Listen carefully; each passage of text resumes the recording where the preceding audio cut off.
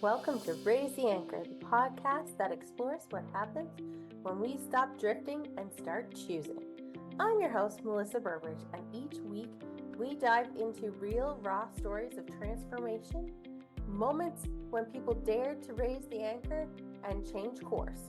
Whether you're navigating chronic illness, burnout, big life pivots, or healing from the inside out, you'll find inspiration and truth here on Raise the Anchor. This is your space for honesty, hope, and the courage to begin again. Let's raise the anchor and set your course. Episode is sponsored by Capture Photography, headshots for people who hate having their photos taken. Highly recommend. Today on the show, we have brought back Jenna Ross, one of my biggest inspiring women. I so love having her back. She went from having an IT business to property management. She's grown a property management, has children, has a real estate investing business, and you have a new venture, which I can't wait to share with our guests on there. I have no idea how you do it. Welcome to the show. Thanks, Melissa. So your new venture is completely different than property management. Mm-hmm. Can you let us in on that new venture? Yeah, so what you're speaking of, it would be the Nova Scotian Cookie Company. And so it's an idea that came to me on October 15th of 2021 during the pandemic. I had my human design chart read, and it gave me permission to be an entrepreneur.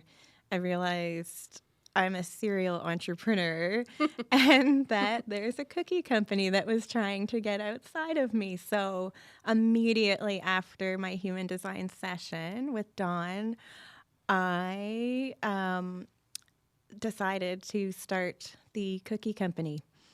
That's amazing. And it's so different. Yeah. The real estate investing goes along with the property management. It's almost like hand in hand. Yes. So 3 businesses. Yeah. Your husband works a lot as a real estate person. And you have 2 very busy children and 2 dogs. And 2 dogs. How do you do it? So what inspired you to want to get into the cookie? Like, I know you did your human design, but why cookies?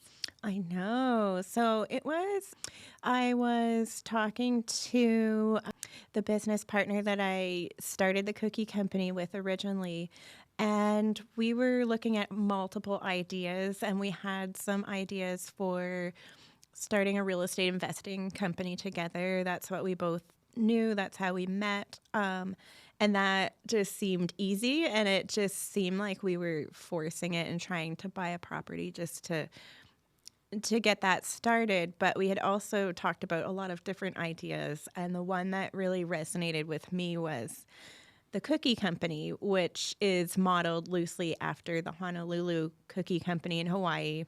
So pineapple-shaped shortbread.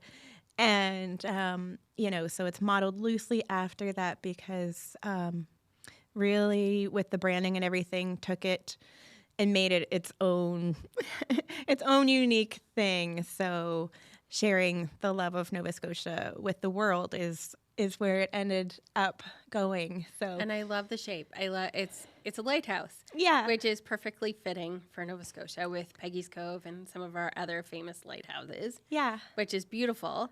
And it has opened up so many doors for you. You have gone to LA, you've gone to Italy. You've just done so many amazing things with this cookie company. Can you walk us through that? Yeah, so I didn't know originally that it was going to take me traveling the world, but I kind of used it in that way to reach out to people around the world and share the love of Nova Scotia with the world because I'm passionate about Nova Scotia business, social enterprise, and so in the very beginning, I had a contact in Bangkok, Thailand, and he does work with CanCham. So we sent the cookies over to the Air Canada inaugural flight Christmas party there. And so Derek, my contact, helped me get the cookies there. And that was an adventure in its own and super fun. And then from there, it was just, opportunities. I was saying yes to opportunities that lit me up. And so, and it just kind of snowballed. And the adventure in LA, that was like so unique and amazing. Thank you. Yeah, that was super fun. Yeah, so our cookies, I traveled with the family. The whole family came on that trip, and we went to Los Angeles at the Lux Hotel, and so got to give cookies away to nominees of the Emmys and the Golden Globes at the DPA pre-Golden Globe gifting suite. And I'm sure that was never on your bingo card. Like, one day I want to go to the Golden Globes and Emmys to give them cookies. Right. Yeah. And the interesting thing about that was that the actor-writer strike was happening. And originally what I had signed up for, which seemed pretty, achievable, was the TIFF Toronto International Film Festival. So that's where I was supposed to go. But because of the situation, they quickly pulled out of there for that year and offered me the spot at the Golden Globes gifting suite. Toronto, LA. I think that was a no-brainer. Yeah, it was incredible. And I thought, wow, this is really exciting. I mean, obviously, when you hear an opportunity like that, you get your butterflies in your stomach. It lights you up. That's easy to say yes to and figure out the details afterwards. And I love that you listen to what lights you up. With the human design, we've talked about it on a few of these episodes right now. And certain people have to listen to what lights them up, listen to their gut, listen to their head, different things like that. So I love that piece. You've had a fashion show, so you went from IT to property management to doing your cookies that have taken you into hosting a fashion show. Tell us about that. Yeah, so I like connecting people, so that's one big theme through all of my life and businesses and my corporate IT career that I came from. And IT was never meant for me. I can't see you behind a computer all day. Well, you are, but in a different capacity. Yes, and I joke that the thing that I got through IT is my career and everything is that I met my best friend, and she's like family to me, Catherine Ann. So that had its purpose. And then, when my girls were born, I needed to get out and get out of the corporate world. It just wasn't working with our youngest being sick. And so I did that. So it's been 9 years that I've been fully self-employed, self-sufficient on my own, what I eat, what I kill kind of situation. Oh, I love it. Yeah. And so you were asking about the fashion show. So Halifax Fashion Week. And that was really interesting, too, because I've always loved fashion. I did for fun just fashion shows in my high school. I did a for fun fashion show at University in Texas my first year. So I'm interested in fashion. And the connection came because my osteopath, I was in, still seeking recovery from my accident that I had, but my osteopath turns out that he's a fashion photographer. So when I went to, when I was getting ready to go to Germany and we went to Paris and things like that, he happened to say, are you going to Paris Fashion Week? Because it's around that same time.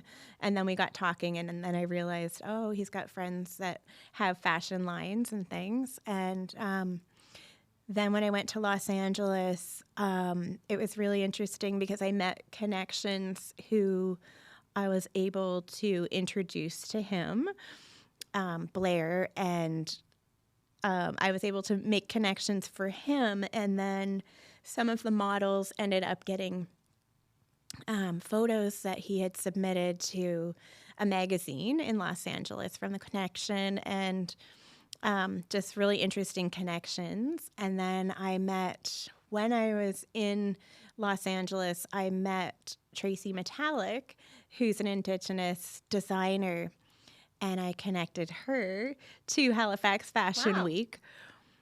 And I said to Tracy, wouldn't it be interesting if Jen Harper from Cheekbone Beauty, she spoke at the Halifax Chamber Wonder Woman. Is it Wonder Woman? Yeah. Yeah, the Wonder Woman conference it was. I want to say Superwoman. Well, there are so many Superwomen, but there are. Yeah, so I saw her speak there, and I was just blown away.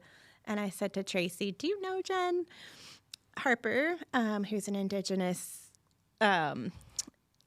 business owner of Cheekbone Beauty? And she's like, well, we might have mutual connections. And I was like, how cool would it be if the models wearing your Indigenous clothing brand wore Jen Harper's makeup? What would you think about that? And she was like, well, that would be cool.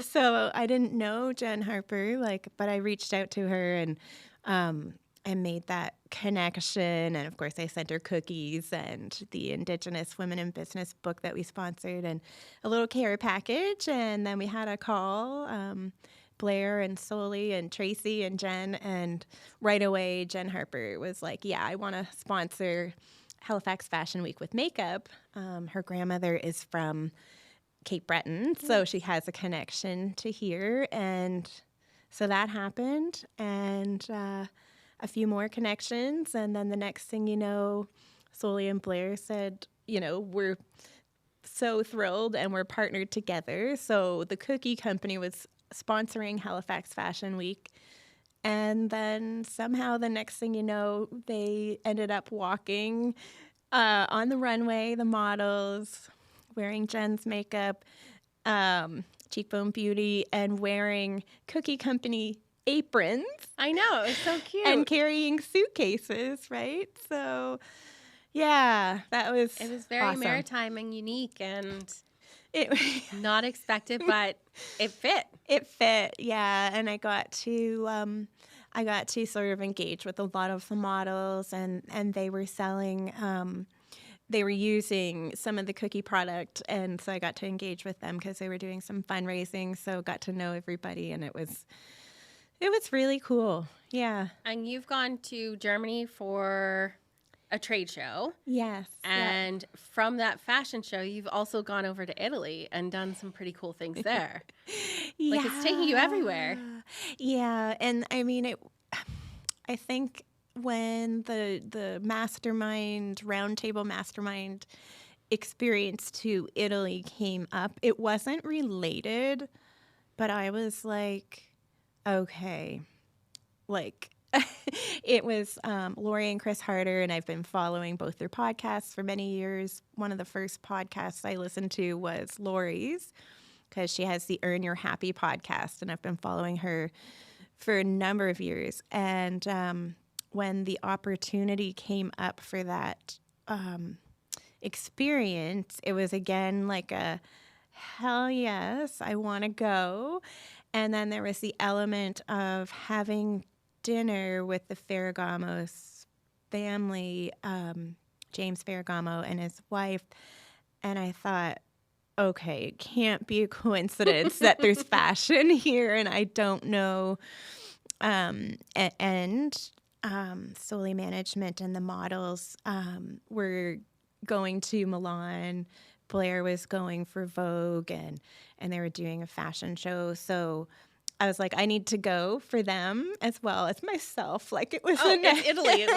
How is that Adele? Yeah, so I was sort of on a mission to try to get some connections made there. And the gown and the photos, they're amazing. Yes, and the gown that I wore was Cush Massage. So Blair connected me to Cush, and yeah, she's got incredible designs. It was so fun. I felt like a princess the opulence of that trip and the experiences where it was a trip of a lifetime. Yeah, it looked like it. It definitely Yeah. screamed off your Instagram stories. And I'm sure your Instagram stories are only a snapshot of the whole adventure. Yeah. And you got it's to incredible. take Greg with you, which is amazing. Yes. And you've gotten to take your girls on some of these amazing trips too. Yes. Which is so inspirational. And I'm sure Yeah. they look at you and are like, wow, this is awesome. Yeah. So you have a pretty decent support system because you run 3 businesses. Yeah. So what does that look like day to day? Are you like fully dipped into each business? Are you a step back? Because I know when I worked at Happy Place, Yes. you were very much invested and you were trying to take a step back and let the business be self-run. Yeah. What does everything look like now? So now, like, things are different. I managed, kind of out of necessity to build a team and remove myself from the day-to-day stuff. It's hard to give up a lot of the tasks. It is. It is hard. Yeah, because when I started the business, it was just me, and I did absolutely everything. Even digging in the sewer. Everything. Yeah, like dirty things. Yeah, just everything you can possibly imagine, sales, marketing, and administration. And so now the team handles most of the day-to-day stuff. So I'm really able to be the chief visionary officer that I call myself, managing the vision and also supporting the team. So I'll have calls with Vicky, who's the manager now. Amazing person. I know.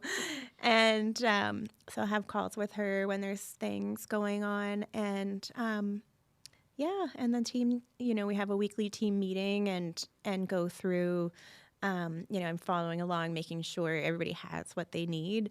And as we're busy right now, that's really important to make sure that people's workload is manageable and that we are managing the stress that can sometimes, helping them and looking when things are stressful to try to remove some of that and spread it across the team so that so that's And what's it like with the cookie company and the real estate investing? Because you also hold monthly meetups with your investors. So that's kind of crazy.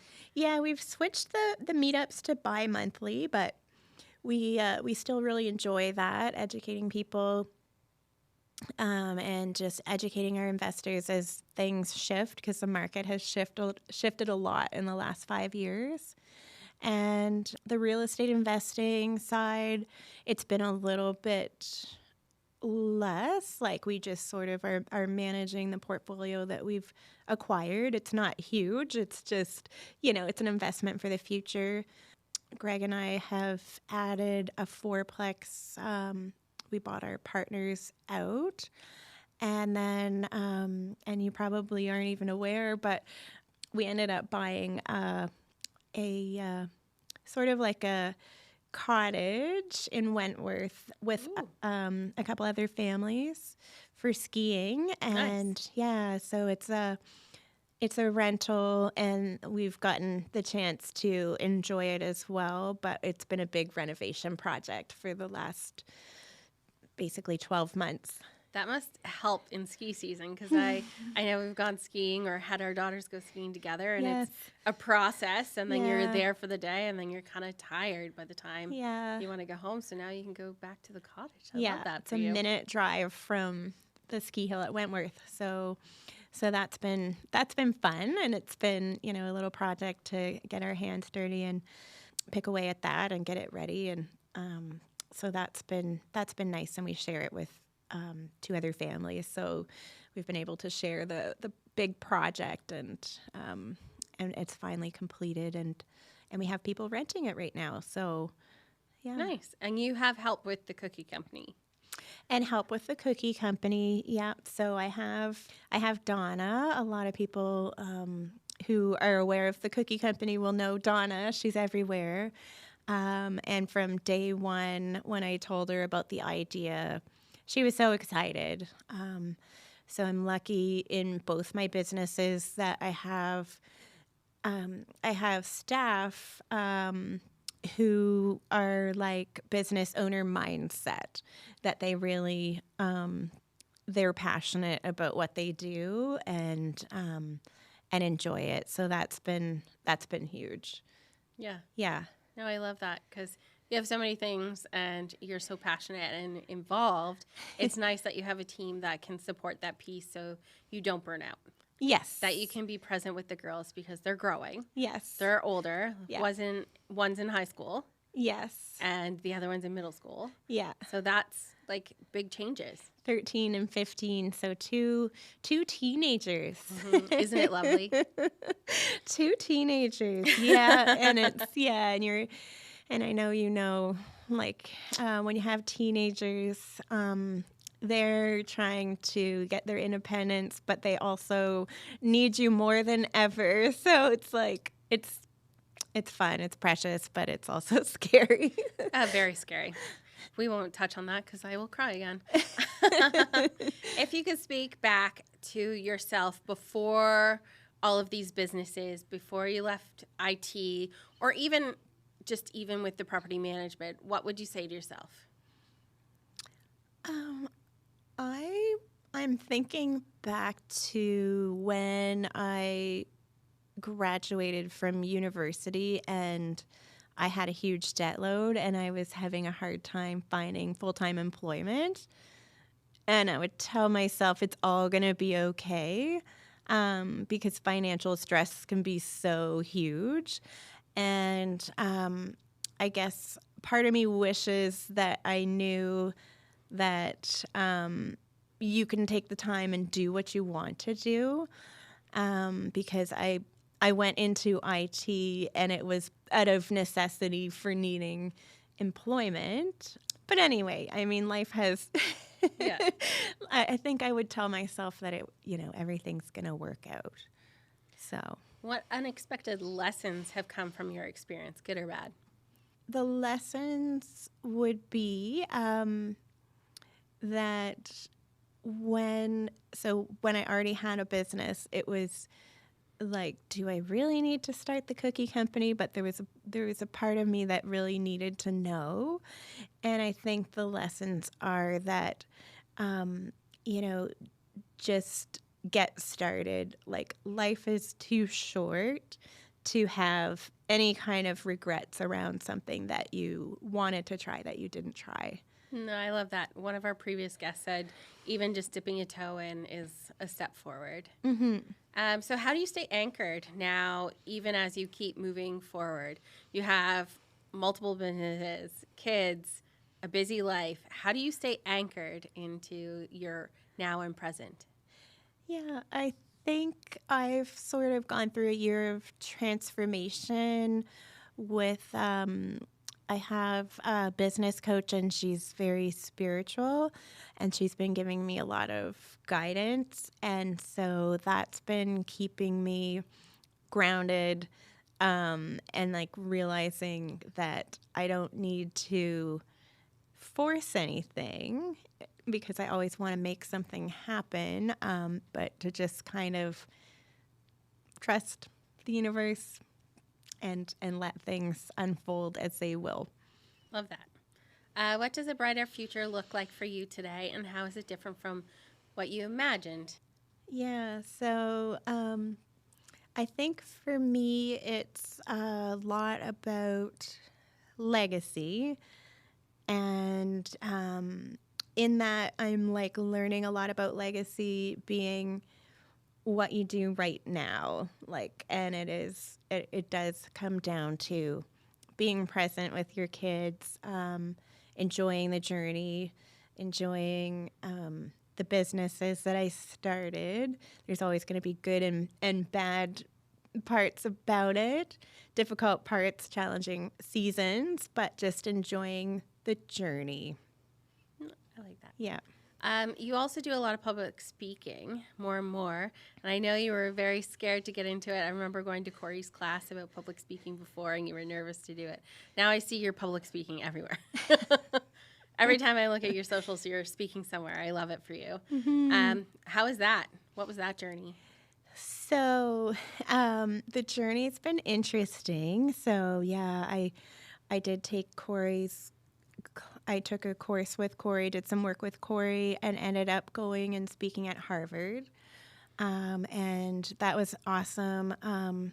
Greg and the girls came for that one. And I also took a public speaking course with Mark Black, who I went to high school with and in Moncton. And that, kind of exposed me even more to kind of learn about the business of public speaking. And so I've been focusing a lot of my thoughts and energy around what do I want to speak about, and what I do want to speak about. I've sort of discovered, because I'll be launching a podcast and working on a podcast around it, is the ultrapreneur mindset.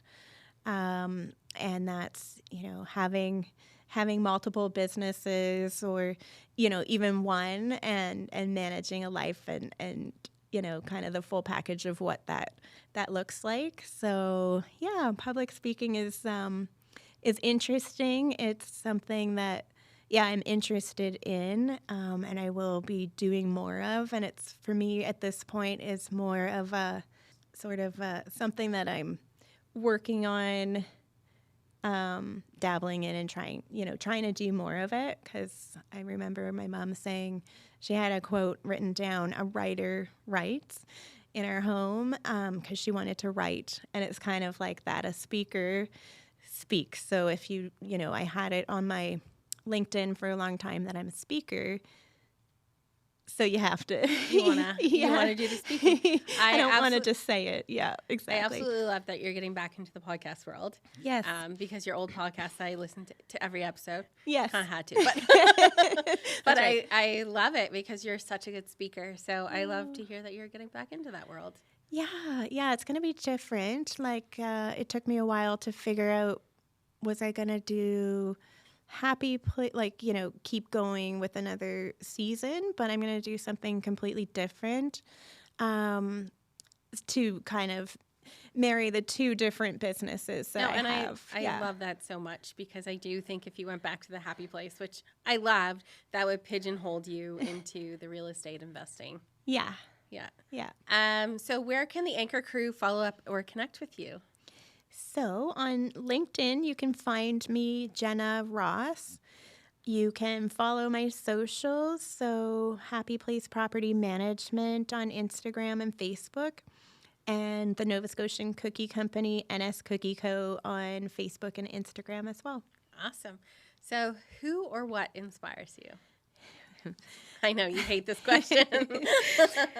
I get inspiration from a lot of different people, honestly. Like, it's a lot of, I listen to a lot of podcasts. I would say that's where I get a lot of my inspiration and ideas from. Yeah. No, I love that. You had an answer this time. Last time it took a little while, so I like that you have the answer this time. Well, it's been an absolute pleasure catching up with you. Yeah. Thank you for Thank coming. you. Thanks so much, Melissa. Thanks for tuning in to Raise the Anchor. If today's episode spoke to you, share it with a friend or leave a review. It helps more people find their way to healing and hope. Follow along on Instagram, TikTok, or YouTube for behind the scenes, extra content, and real life moments. And be sure to join the email list at linktree/raisetheanchor so you never miss an episode. Until next time, here's to calm waters, steady winds, and the courage to chart your own course.